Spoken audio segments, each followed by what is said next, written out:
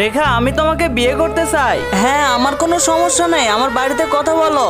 আর যদি আমাদের বাড়ির লোক না মানে তখন? আর যদি তোমার বাড়ির লোক না মানে তাহলে আমরা বিয়ে করব না? এর মানে তোমার চিন্তা ভাবনা এমনটা হচ্ছে যদি আমার পরিবার বা আমি যদি না মানি তাহলে তুমি আমাকে ছেড়ে দেবে?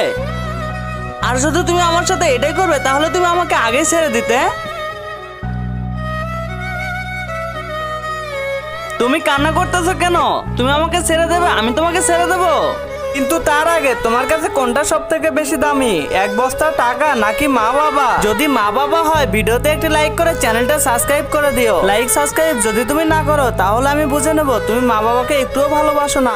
তো আমি কি করব? আমার বাবা মা ছোট থেকে বড় করেছে, খাবার খাইয়েছে, জামা কাপড় কিনে দিয়েছে, ভালো স্কুলে পড়িয়েছে, আর আমি তোমার 2 বছর ভালোবাসার কারণে তাদেরকে ছেড়ে চলে যাব?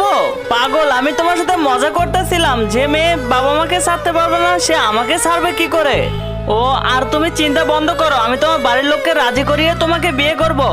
আর আমি উপরওয়ালার কাছে দোয়া করব আমার যদি ভবিষ্যতে কোনো মেয়ে হয় তোমার মতো যেন হয়।